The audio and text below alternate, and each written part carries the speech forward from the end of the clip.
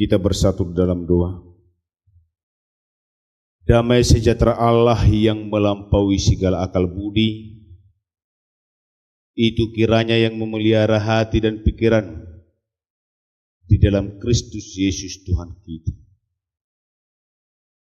Syukur kami panjatkan kehadirat-Mu Tuhan, karena pada minggu saat ini, Minggu Palmarum, Engkau tetap senantiasa menyertai kami seluruh warga jemaat-Mu, hingga kami boleh berkumpul di bait suci-Mu ini, memuji dan memuliakan nama-Mu serta mendengarkan firman-Mu yang akan disampaikan oleh hamba-Mu. Kami undang Engkau ya Tuhan dengan kuasa Roh Kudus-Mu, penuhi kami pribadi lepas pribadi, agar kami dapat boleh mengerti akan firman-Mu dan kami boleh mengakui bahwa kekuasaan-Mu lah yang selalu memenuhi hidup kami. Terima kasih Bapa, sempurnakanlah doa kami ini yang kami panjatkan di dalam Kristus Yesus yang telah menebus dosa kami. Amin. Bapak Ibu Saudara yang terkasih, firman Tuhan yang menyapa kita pada minggu saat ini, Minggu Palmarum, tertulis dalam kitab Mazmur pasal 68, dimulai dari ayat 25 dan diakhiri ayat 36. Demikian firman Tuhan. Orang melihat perarakan-Mu ya Allah, perarakan Allahku, Rajaku, ke dalam tempat kudus. Di depan berjalan penyanyi-penyanyi, di belakang pemitik-pemitik kecapi. Di tengah-tengah dayang-dayang yang memalu rebana. Dalam jemaah, pujilah Allah, yakni Tuhan, hai kamu yang berasal dari sumber Israel. Itu Benyamin yang bungsu, yang berjalan di depan mereka.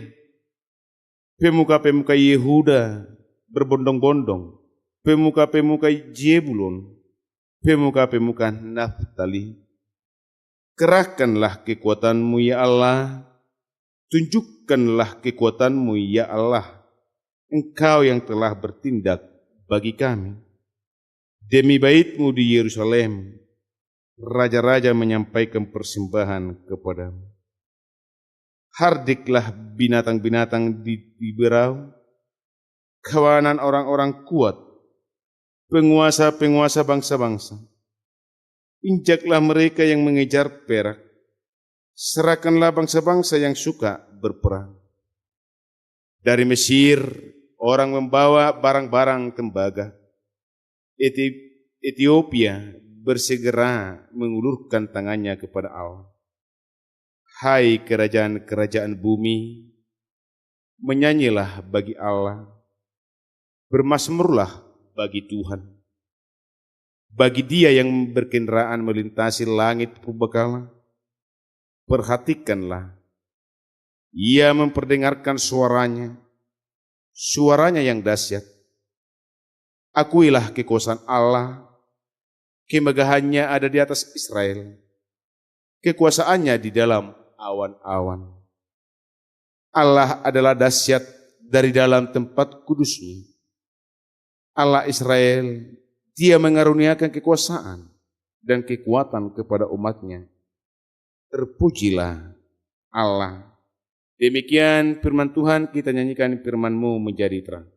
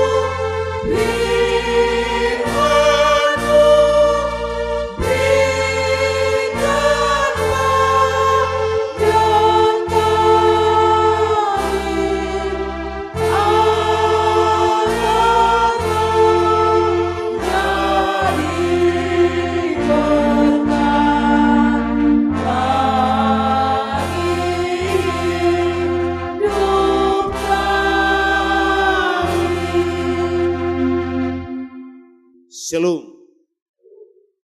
Bapak Ibu, saudara yang terkasih, demikian juga pemirsa kami yang ada di rumah. Kita telah tiba di Minggu Palmarum, Minggu Palma, Minggu Mare-Mare. Dan pada khotbah kita saat ini ada 3 poin yang menjadi pokok pengajaran bagi kita untuk menumbuh kembangkan iman kita. Yang pertama, bersukacita bersama di dalam Tuhan. Bersukacita bersama di dalam Tuhan. Bapak Ibu Saudara yang terkasih, Daud sebagai Raja Israel melakukan sebuah persekutuan bersama umat di bait suci yang telah dibangunnya. Pada perayaan tersebutlah tabut perjanjian yang berisikan titah Tuhan yang ke-10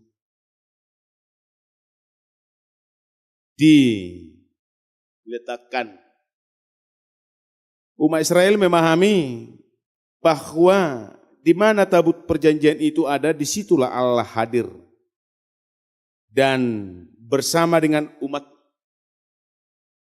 Hal tersebut diyakini umat Israel dari perjalanan di padang gurun menuju tanah Kanaan, yang merupakan tanah perjanjian yang Allah berikan bagi umat Israel.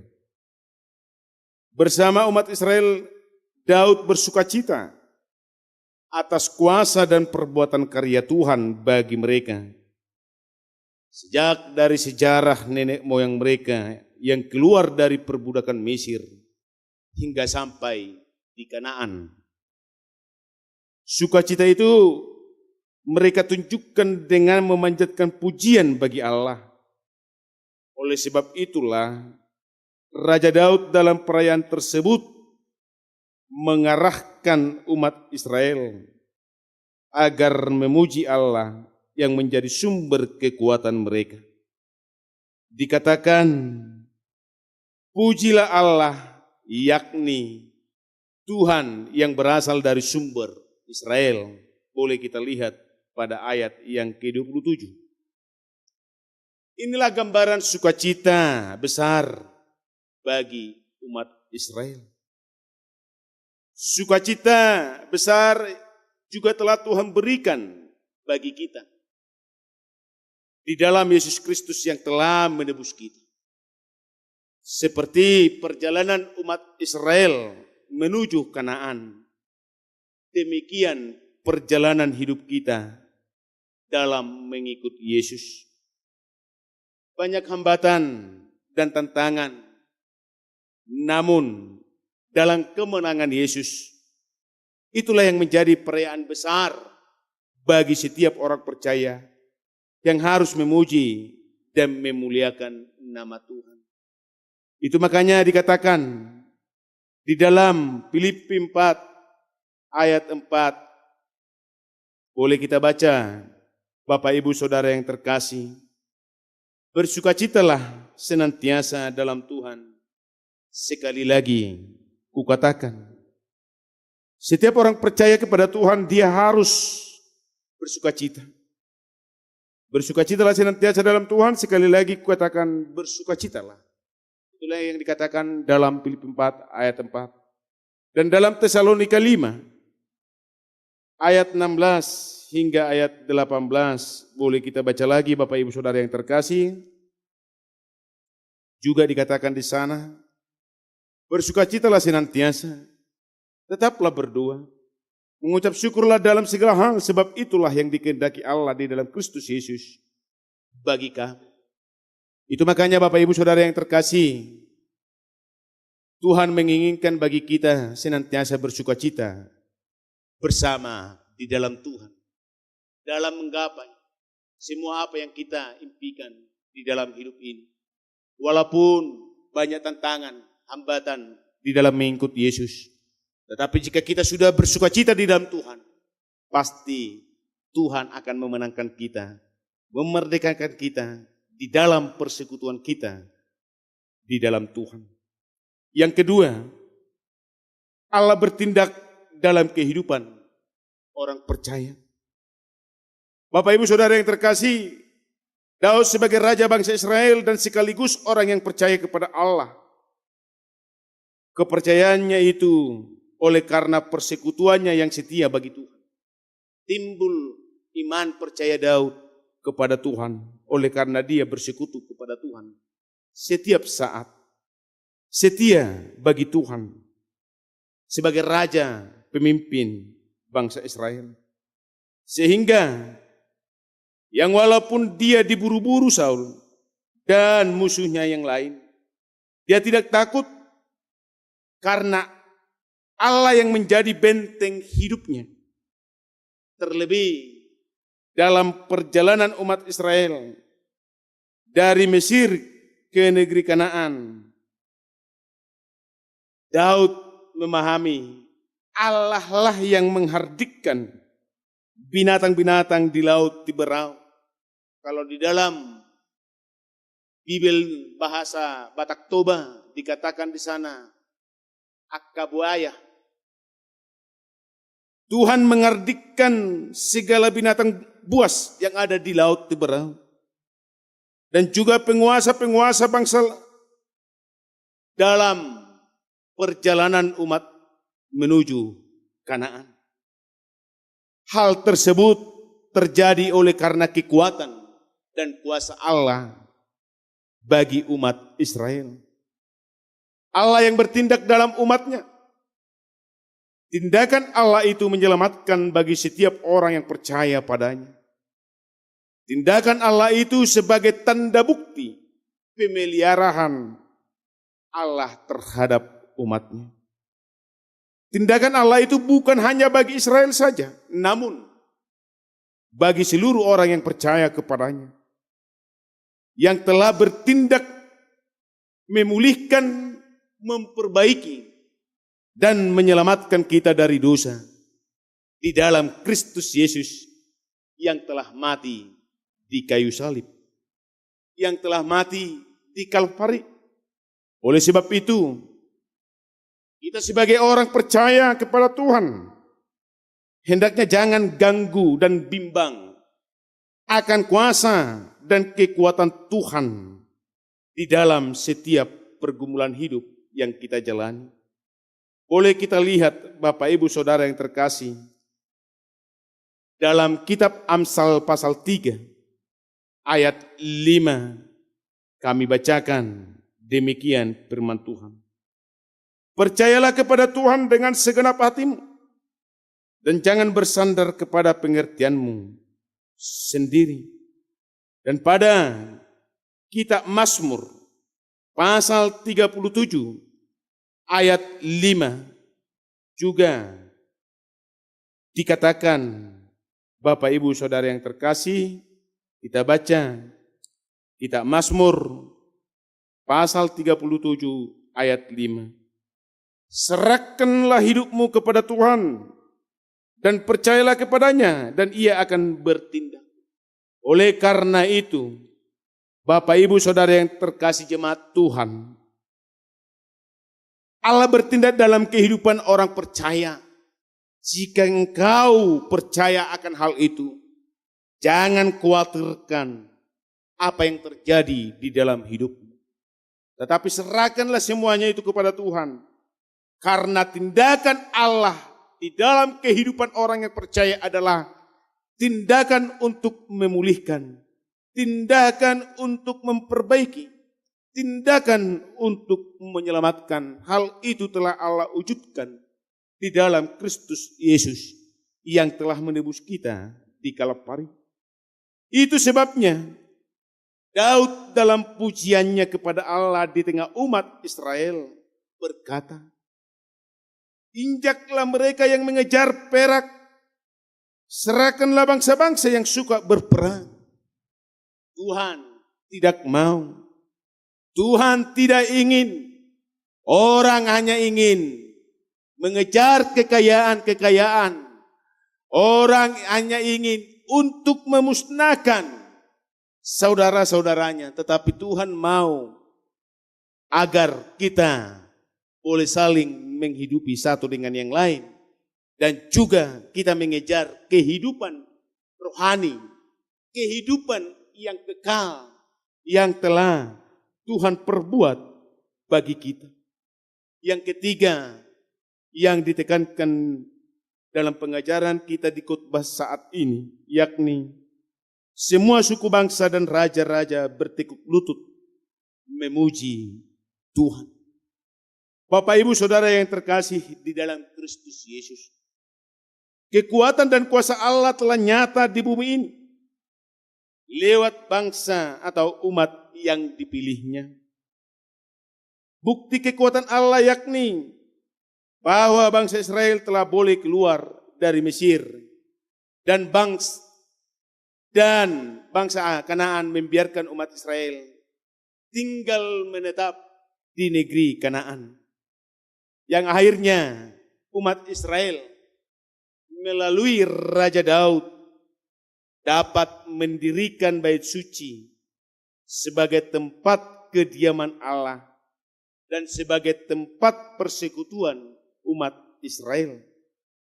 Dengan kehadiran bait suci tersebut, maka raja-raja dan suku bangsa akan datang ke bait suci Tuhan, bersekutu dan menyampaikan persembahan syukurnya bagi Allah. Demikian yang Daud sampaikan di dalam ayat 30 dan ayat 33. Demi baitmu di Yerusalem, raja-raja menyampaikan persembahan kepadamu. Hai kerajaan-kerajaan bumi, menyanyilah bagi Allah, bermazmurlah bagi Tuhan. Arahan tersebut dan pernyataan tersebut Daud sampaikan di tengah-tengah persekutuan di umat Israel pada perayaan tersebut. Karena apa, Bapak Ibu Saudara yang terkasih? Karena kuasa dan kekuatan Tuhan itu telah terbukti terjadi di tengah-tengah kehidupan umatnya. Apa yang telah disampaikan oleh Raja Daud pada perayaan tersebut juga terbukti pada zaman Yesaya. Boleh kita lihat di Yesaya 19 ayat 18. Kalau boleh, Amang Purhangir boleh membacakannya, Mang. Yesaya 19 ayat 18. Demikian firman Tuhan. Pada waktu itu akan ada 5 kota di tanah Mesir yang berbicara bahasa Kanaan dan yang bersumpah demi Tuhan semesta alam.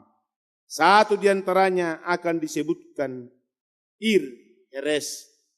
Baru di pasal 45 dalam kitab Yesaya ayat 23 sampai ayat 25 juga dikatakan di sana bahwa bangsa-bangsa akan sujud menyembah Tuhan.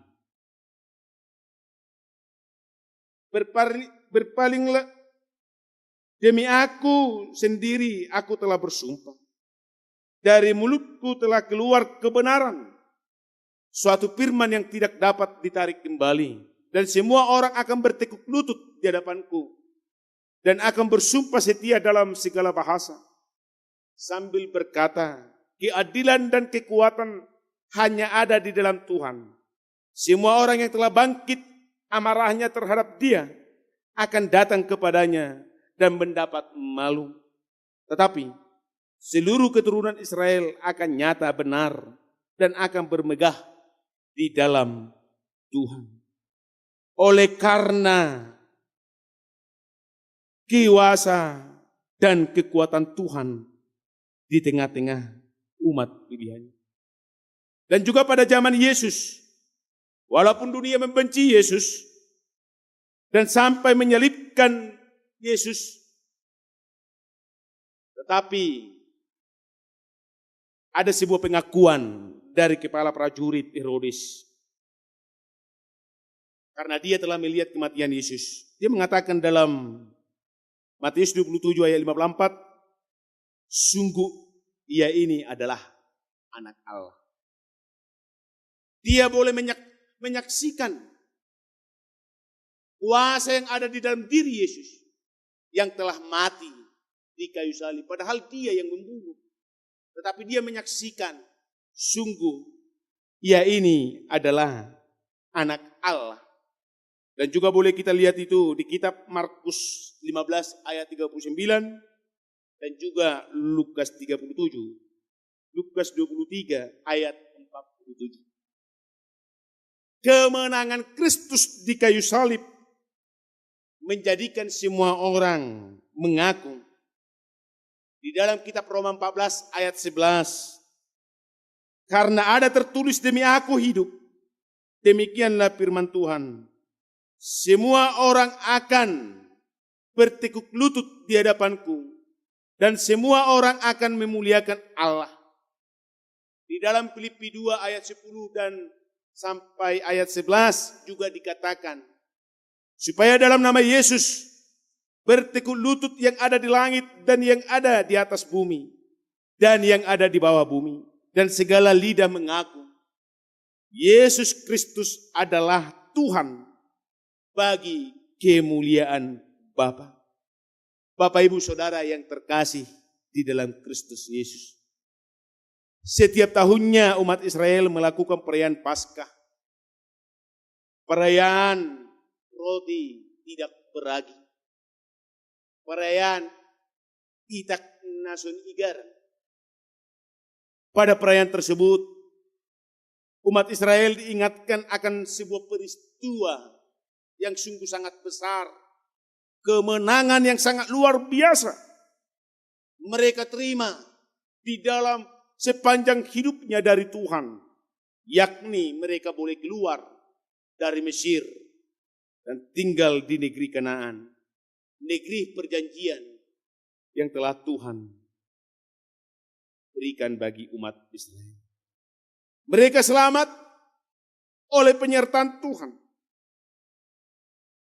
Perayaan Paskah itu dilakukan di Yerusalem, di Bait Suci, di tempat kediaman Allah yang telah dibangun oleh Raja Daud pada mulanya.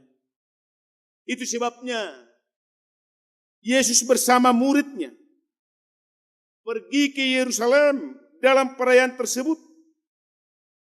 Jikalau kita lihat di dalam epistel kita tadi Bapak Ibu Saudara yang terkasih. Dikatakan di sana, Yesus menuju Yerusalem bersama murid-muridnya. Dalam perjalanan ke Yerusalem, orang-orang yang mengetahui bahwa Yesus ikut dalam perayaan Paskah itu menyambut dengan penuh sukacita. Tanda sukacita mereka membentangkan daun-daun palem dan selendang mereka untuk menjadikan karpet perjalanan Yesus serta menyorakkan sebuah pujian. Hosianna, diberkatilah dia yang datang dalam nama Tuhan, Raja Israel. Memang Bapak Ibu Saudara yang terkasih, pemahaman umat Israel terhadap Yesus sebagai Raja saat itu ialah Raja secara politis. Tapi sukacita mereka dalam menyambut Yesus pada perayaan tersebut menunjukkan bahwa kekuatan dan kuasa Tuhan telah memenuhi dunia ini. Sukacita umat Israel yang telah menyambut kedatangan Yesus pada perayaan Paskah tersebut menunjukkan bahwa kekuatan dan kuasa Tuhan telah memenuhi dunia ini. Maka sesuai dengan Tema minggu kita saat ini, Bapak Ibu Saudara yang terkasih, mengakui kekuasaan Allah. Kita diarahkan sebagai orang yang percaya kepada Yesus dan yang telah menerima keselamatan dari Yesus dalam hidup kita. Hendaklah mengakui kekuasaan dan kemegahan Allah yang telah terjadi dalam setiap lini kehidupan yang kita jalani. Dikatakan pada ayat 35 dan ayat 36. Akuilah kekuasaan Allah, kemegahannya ada di atas Israel. Kekuasaannya di dalam awan-awan. Allah adalah dahsyat dari dalam tempat kudusnya. Allah Israel, dia mengaruniakan kekuasaan dan kekuatan kepada umatnya. Terpujilah Allah. Yang menjadi sebuah tindakan yang hidup dari iman setiap orang yang percaya kepada Tuhan. Yakni, bagaimana dia bisa mengimplementasikan hidupnya supaya semakin memuliakan dan memegahkan Tuhan di dalam segala lini hidup yang dia jalani. Yakni, senantiasa menyerahkan hidup sepenuhnya bagi Tuhan dan senantiasa angkat pujian, bermazmur bagi Tuhan karena Tuhan telah memperbaiki hidup kita. Tuhan telah memegahkan kita. Tuhan telah memulihkan kita, memenangkan kita. Dengan kemenangannya mengalahkan dosa dan maut. Dengan demikian, sambutlah Tuhan dalam hidupmu penuh sukacita. Sambutlah Tuhan dalam hidupmu penuh sukacita dengan memanjatkan puji-pujian. Artinya Bapak Ibu Saudara yang terkasih, jangan pernah dirimu menjauh dari Tuhan. Jangan pernah dirimu meninggalkan Tuhan. Akui kekuasaan Tuhan itulah yang ada di dalam hidup kita hingga saat ini. Kekuasaan Allah lah yang telah memberikan kita sebuah kehidupan.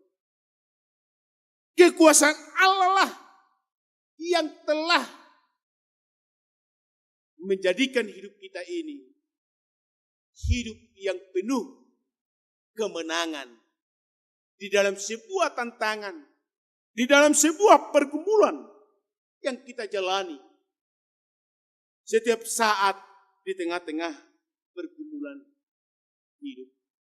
Jika demikian Bapak Ibu Saudara yang terkasih, jika kita mau menyambut Tuhan dengan sorak-sorai di dalam hidup kita, maka yakinlah apa pergumulanmu, maka yakinlah apa sakit penyakit yang ada di dalam hidupmu, maka yakinlah apa yang kamu rencanakan di dalam hidupmu, Tuhan akan berikan itu menjadi sebuah kemegahan bagimu.